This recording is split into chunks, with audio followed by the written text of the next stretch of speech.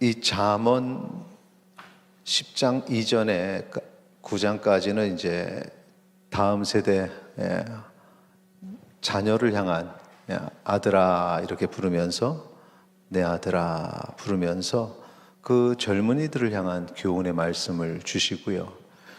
오늘 이 10장서부터는 단편 교훈입니다. 그러니까 단편 교훈이라면 뭐냐면은 각 절마다 하나하나가 우리에게 은혜를 주시는 그 교훈이죠. 그래서 어떻게 보면은 한 절 한 절이 다 독립된 교훈이어서 저희들 이전에 보면은 요즘에는 그런 게 있는지 모르겠는데 예전에 이렇게 한 줄짜리 좋은 말들을 이렇게 써서 전달하기도 하는데 오늘 이 잠언 10장서부터는 그런 한 절 한 절의 교훈이 우리에게 참 귀한 말씀입니다. 그래서 때로는 여러분들이 각각의 삶 속에서 누구에게 이제 귀한 말씀들을 이렇게 전달하고 말씀으로 위로할 때가 있는데 또 나를 향한 그런 말씀으로 하나의 성구를 우리가 묵상하기도 하는데 이 잠언서 10장을 그냥 한 절 한 절 그렇게 삶에 적용하는 것도 참 귀합니다. 그런 식으로 이렇게 한 절 한 절 되어 있는데 그 잠언에 나오는 그런 이 단편 교훈들을 보면은 그 한 장의 내용이 어떤 거는 대조를 이루게 하고 어떤 거는 앞에 거를 설명을 하기도 하고 이렇게 장마다 특징이 있습니다. 오늘 이 10장은 대조를 이루는 두 개의 의미를 전달함으로써 교훈을 주는 그런 말씀입니다. 오늘 우리는 하나하나는 다 묵상할 수 없으니 이 말씀을 어떻게 묵상할 것이냐 하면은 10장의 내용에 이제 공통적인 단어, 공통적인 의미의 것들을 이렇게 그룹을 지었습니다. 그룹을 지어서 묶으니까 4개의 그룹이 나옵니다. 그래서 그 4개의 그룹에 나오는 하나의 그룹의 말씀의 메시지를 묵상을 해서 4번에 나눠서 이렇게 나누도록 하겠습니다. 자, 첫 번째 내용은 뭐냐면 지혜로운 아들과 미련한 아들의 차이에 대해서 기록한 말씀들이 있습니다. 지금 여기 자막으로 나가는 것처럼 1절, 5절, 8절, 14절의 내용이죠. 자, 14절만 우리 읽도록 하겠습니다. 같이 읽겠습니다. 지혜로운 자는 지식을 간직하거니와 미련한 자의 입은 멸망에 가까우니라. 아멘. 자, 지금 말씀드렸던 것처럼 앞에는 지혜로운 자는 지식을 간직한다. 뒤에는 미련한 자의 입은 멸망에 가까우니라. 이 두 개를 같이 연결해서 생각을 해야 됩니다. 그러니까 지혜로운 자가 지식을 간직한다라고 말했던 거는 이 지식이라는 건 어디서 오는 겁니까? 지금 우리가 이 잠언의 말씀을 통해서 볼 때는 지혜는 하나님의 말씀이거든요. 그러니까 하나님의 말씀을 통해서 지혜를 얻는 사람, 지식을 얻는 사람이 있고 그 하나님의 말씀을 거부하는 사람들, 이 거부하는 사람들은 말씀을 거부할 뿐만 아니라 말씀을 거부하는 그 마음이 어떻게 나타나냐면은 입으로 나타난다는 거예요. 미련한 자의 입. 그래서 입으로 말씀을 거절하기도 하고 말씀과 다른 행동을 하게도 되고 그 입 때문에 결국은 멸망에 가까우게 된다. 이렇게 연결시키게 되는 거죠. 이 지혜로운 아들과 미련한 아들의 차이점, 지금 말씀드린 그 각각의 절들을 종합해 보면 지혜로운 자는 지식을 간직한 사람이고 하나님의 계명에 순종함으로 마음이 지혜로운 사람. 생각뿐만 아니라 여기에 말씀해 보니까 마음이라고 표현해요. 8절에 마음이 지혜로운 자. 단순한 머리가 아니라 그 마음이 지혜로운 자. 우리의 마음이 지혜로운 자가 되기를 소망합니다. 마음이 지혜로우면 마음이 평온한 겁니다. 그 말씀으로 위로를 받고 새 힘을 얻는 거죠. 이런 사람들은 어떤 사람들이냐? 이 말씀에서 언급한 추수를 준비하는 사람이에요. 이게 5절의 내용인데 여름에 거두는 자는 지혜로운 아들이나 추수 때에 자는 자는 부끄러움을 끼치는 아들이니라. 이 추수는 가을에 하는데 여름에서부터 미리 준비하는 사람이죠. 미리 생각하는 사람. 이게 얼마나 부지런합니까? 이런 사람들이 말씀에 순종하는 사람이고 부모가 보면 기뻐하는 사람들이다. 반면에 미련한 자는 추수해야 될 때 잠을 자요. 해야 할 일을 하지 않습니다. 하나님의 말씀으로 저 들판에 나가 누가 나를 위해 나가서 추수할까 하는 그런 어떤 주님의 사명들이 있는데 일을 하질 않아요. 이런 사람들은 부모의 근심이 되고 그 결과는 이미 말씀드린 대로 멸망의 길을 가게 되니 부모가 볼 때 참 답답한 거죠. 이 말씀을 듣고 말씀에 순종하는 지혜로운 사람 되시기를 바랍니다. 이것이 지혜로운 아들과 미련한 아들의 차이입니다. 자, 두 번째 그룹을 보면 재물에 대한 의인과 악인의 자세가 나와 있어요. 그래서 여기서의 공통점은 재물이라는 거죠. 자, 거기에 해당하는 건 2절, 3절, 15, 16절, 28절인데 3절 말씀을 보죠. 3절에 보면 같이 있습니다. 여호와께서 의인의 영혼은 줄이지 않게 하시나 악인의 소욕은 물리치시느니라. 지금 이 말씀도 의인의 영혼은 줄이지 않게 하신다. 그러니까 재물이 있고 없고를 떠나서 하나님께서는 채워주시는 거죠. 그래서 건강한 재물을 또 갖게 하십니다. 그래서 재물의 풍성함을 누리게 하시죠. 여호와께서 의인의 영혼은 줄이지 않게 하시는 방법입니다. 그런데 악인의 소욕은 물리치신다.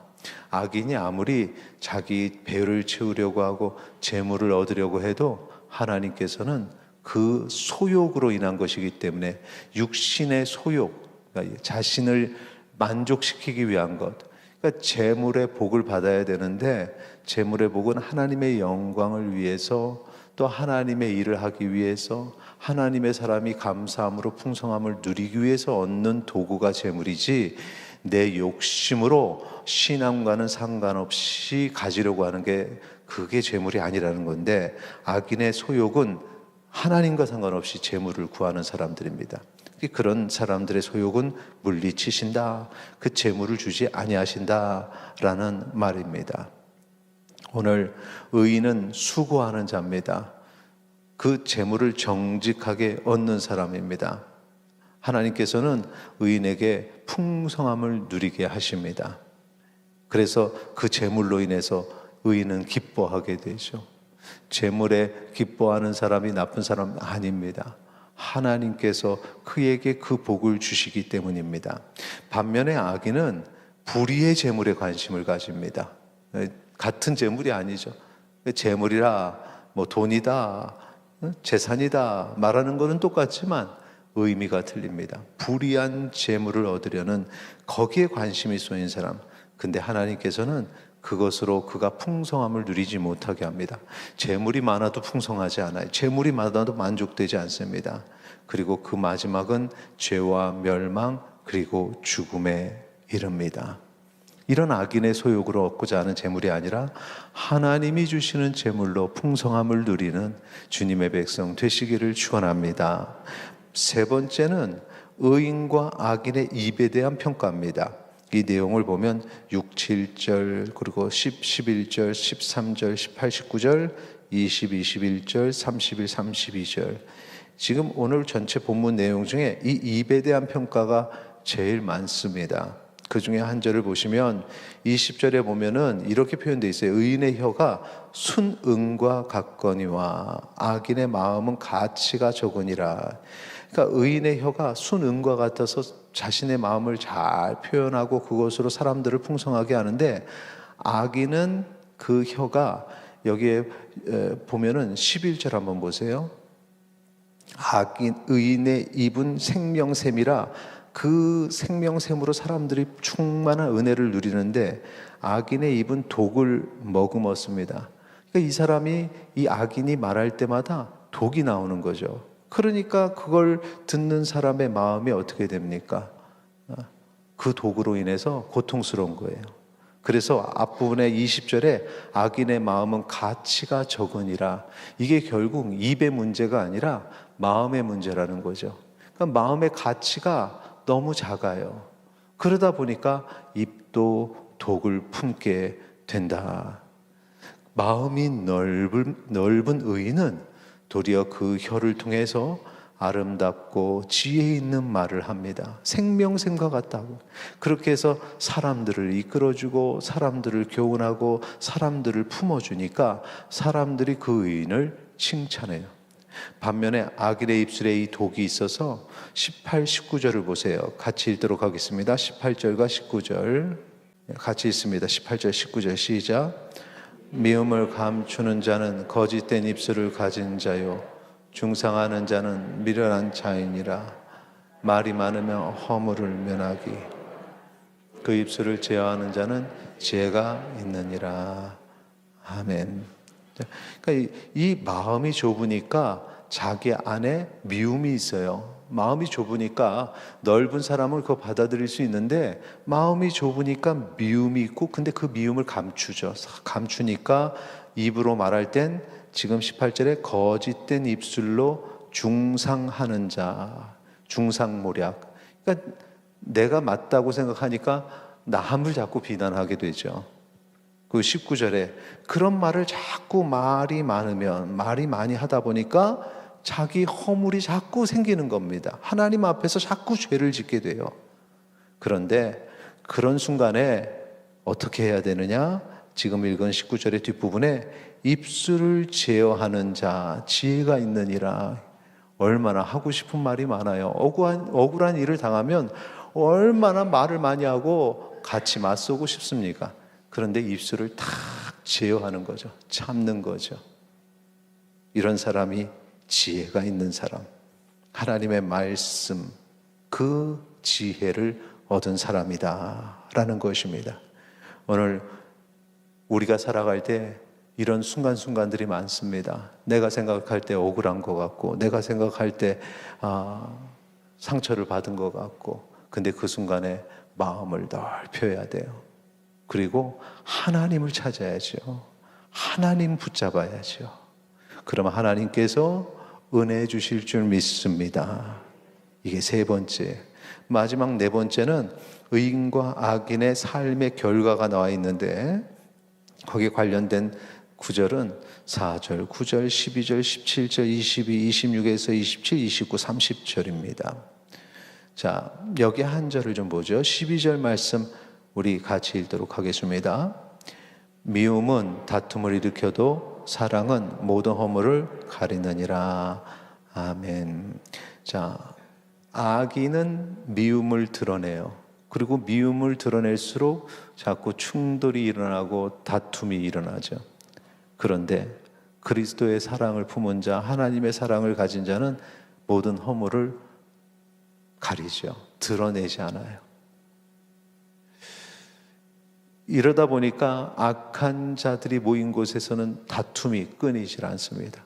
계속해서 다툼이 나죠. 그런데 사랑이 충만한 공동체는 똑같이 허물이 있고 연약함이 있지만 그걸 자꾸 덮게 되는 거죠. 그러니 전체적으로 문제가 생기지 않습니다. 이 악한 자가 다툼을 일으키는 이유가 있습니다. 그 이유가 뭐냐면 오늘 본문의 이 내용을 보면 훈계를 듣기를 싫어해서 자신에게 훈계하는 소리를 듣기 싫어서 그래서 징계를 거부하기 때문에 17절 말씀 우리 같이 읽도록 하겠습니다. 17절입니다. 훈계를 지키는 자는 생명길로 행하여도 징계를 버리는 자는 그릇 가느니라. 훈계와 징계가 있을 때 그걸 그대로 받아들이고 지키는 사람은 생명길로 가게 되죠. 연약하여도 하나님께서 생명의 길로 인도하시는데 훈계와 징계를 주었을 때 그거 거부하는 사람 아니라는 거예요. 나는. 그러면 어떻게 된다고요? 그릇 가느니라. 생명길이 아니라 사망의 길로 자꾸 가게 된다. 결국에는 어떻게 되냐? 멸망이 되는 거죠. 이것이 일상의 삶 속에서 우리의 삶 속에서 그런 순간이 있을 때 정말 내 삶을 여호와께 맡기고 여호와의 훈계와 교훈을 듣고 그 말씀대로 살아가는 주의 백성 되시기를 바랍니다. 말씀의 결론입니다. 22절 말씀 우리 같이 읽죠. 22절 여호와께서 주시는 복은 사람을 부하게 하고 근심을 겸하여 주지 아니하시느니라. 아멘. 여호와께서 복을 주시는데 근심을 섞어 주시지 않아요. 근심은 그 전의 과정이고 그 근심을 뛰어넘어 평안을 주시는 우리 여호와 하나님의 축복이 있습니다. 우리 안에 있는 근심을 내려놓고 하나님이 주시는 충만한 평안을 누리시기 바랍니다. 그러기 위해선 지혜의 말씀, 여호와의 말씀에 귀를 기울여야 되고 그 말씀에 순종해야 되고 내 행동, 내 말이 그 말씀대로 따라야 됩니다. 그러면 하나님께서 15절 말씀처럼 그를 견고하게 지켜주시고 평안을 주시고 생명의 길을 가게 하시는 거죠. 이 놀라운 복을 받으시기 바랍니다. 마지막으로 29절, 30절 같이 읽겠습니다. 여호와의 도가 정직한 자에게는 산성이요 행악하는 자에게는 멸망이니라. 의인은 영영이 이동되지 아니하여도 악인은 땅에 거하지 못하게 되느니라. 아멘. 정직한 자에게 산성이 되어주시고 도움이 되어주시고 보호해 주시는 여호와 우리 하나님을 붙잡고 이 땅에 여러 일들이 있을 때 하나님의 도우심으로 승리하는 주의 백성 되시기를 축원합니다.